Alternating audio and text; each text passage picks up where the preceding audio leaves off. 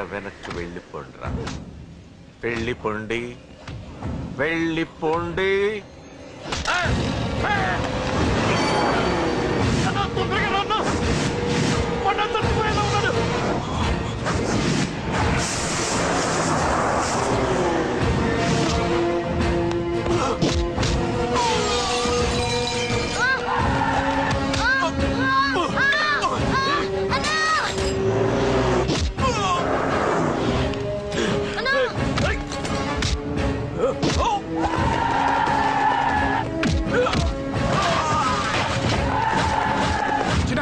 చిన్న కళ్ళు తెరురా రై.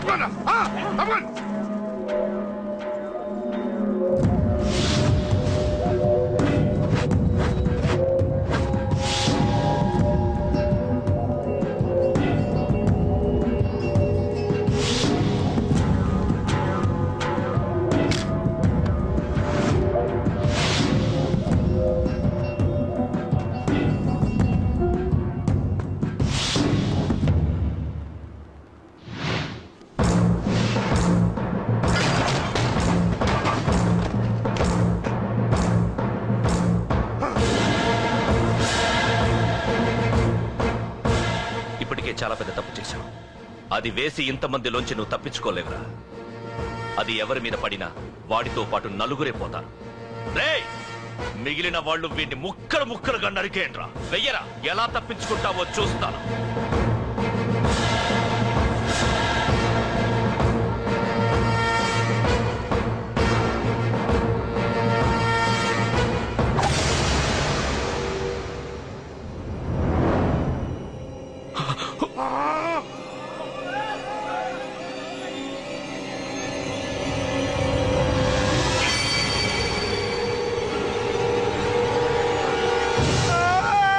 అది ఎవరి మీద పడతావు తెలియదు.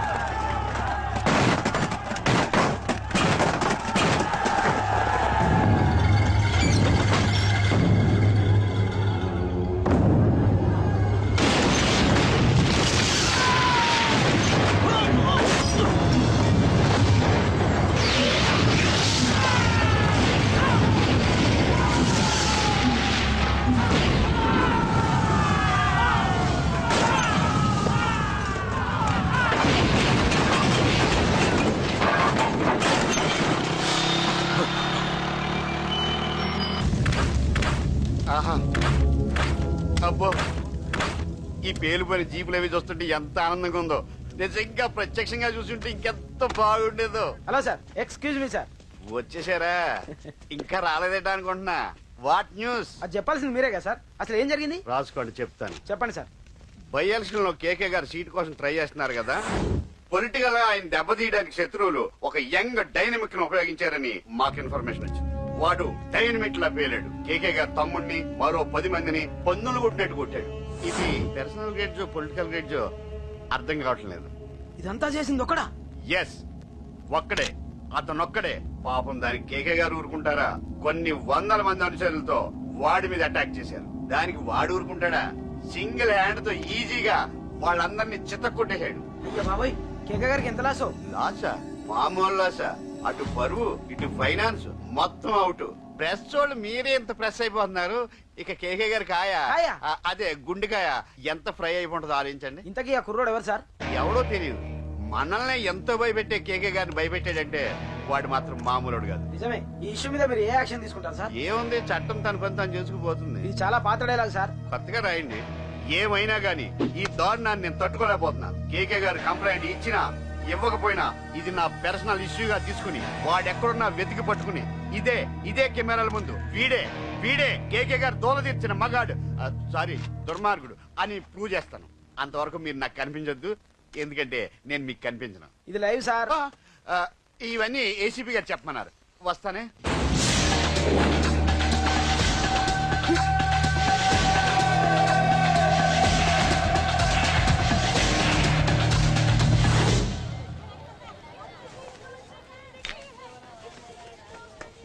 రేయ్, నువ్వేంట్రా చిన్నగాడి దగ్గర ఉండకుండా? చిన్న దగ్గర మన వాళ్ళు ఉన్నారు కానీ రేయ్, నువ్వు పబ్లిక్ గా తిరగడం అంత మంచిది కాదురా. సిటీ అంతా ఈ టాపిక్ గురించి మాట్లాడుకుంటున్నారు. గొడవ జరిగిందని తెలుసు, ఎవరు చేశారని తెలియదు. రేయ్, ఆ కేకే గాడు ఏం చేస్తాడో అర్థం కావట్లేదురా. భయంగా ఉందిరా. ఐస్ క్రీమ్ తింటావా? దా. మ్యాంగో ఉందా? లేదు సార్. రేయ్, ఇంత సీరియస్ గా మాట్లాడుతుంటే ఐస్ క్రీమ్ అంటావేంట్రా? లేదన్నాడు కదరా, ఇంకేం టెన్షన్? అది కాదురా కేక్. రే, ఆ కేక్ మామూలు వాడు కాదు. ఈ సిటీలో వాడిని ఎదిరించదాము ఎవరికీ లేదు. అలాంటిది నువ్వు వాడి తమ్ముడిని నడి రోడ్డు మీద పిచ్చి కుక్కని కొట్టినట్టు కొట్టావు. ఇప్పుడు నిన్ను వదిలిపెడతాడా? వాడి ఇమేజ్ డ్యామేజ్ చేసావు. ఎరా, చిన్నగానే డాక్టర్ ఇంటికి తీసుకెళ్ళమన్నాడా? తీసుకెళ్ళమన్నాడు. ఈ బాల్స్ ఎన్ని ఉన్నాయి? 10 ఉన్నాయి. మొత్తం ఇచ్చేయండి. ఇప్పుడు అవెందుకురా? చూడరా, ముందే చిన్నగాడు దెబ్బ తగ్గ బాధపడుతున్నాడు. మనందరూ సరదాగా వాడితో క్రికెట్ ఆడామనుకో, వాడు హ్యాపీగా ఫీల్ అవుతాడు, ఆ బాధను మర్చిపోతాడు. అర్థమైందా? అరే, మ్యాటర్ ఇంత సీరియస్ గా ఉంటే మ్యాచ్ అంటావేంట్రా? అరే, నా మాట విను. ఓ 10 రోజులు ఊళ్ళో లేకుండా ఎక్కడికైనా వెళ్ళిపోరా. మరి 11వ రోజు? అరే, నా మాట విను. వాడిని చంపేస్తాడు. అంతే కదరా? ఇంత జరిగిన తర్వాత వాడే కాదు, ఎవడైనా అదే చేస్తాడు. రేయ్, నీకేమైనా పిచ్చా? గురువునే మాట్లాడుతున్నావా? వాడు నేను చంపుతాను తెలుసుకుని ఇక్కడే ఉంటావా? ఏంట్రా చూపు? పడతావా? కొట్టురా.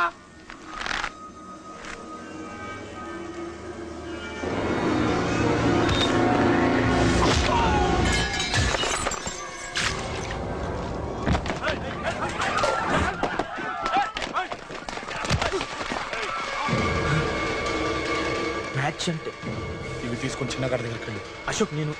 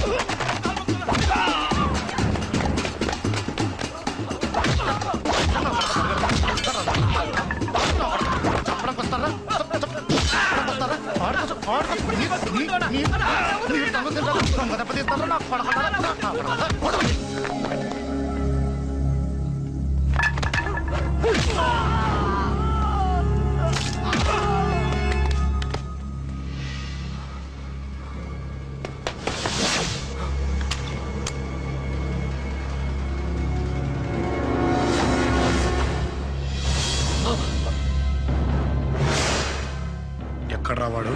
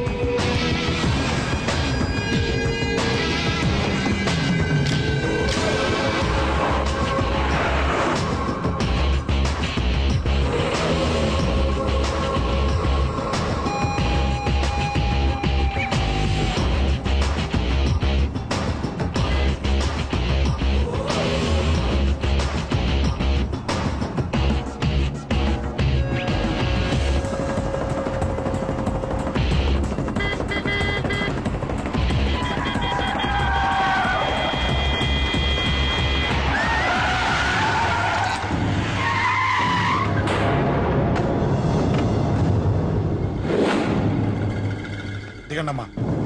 అమ్మా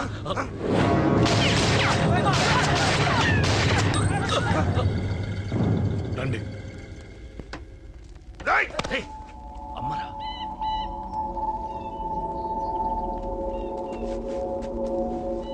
కూర్చోండి అమ్మా. కూర్చోండి కూర్చోండి, పర్లేదు కూర్చోండి.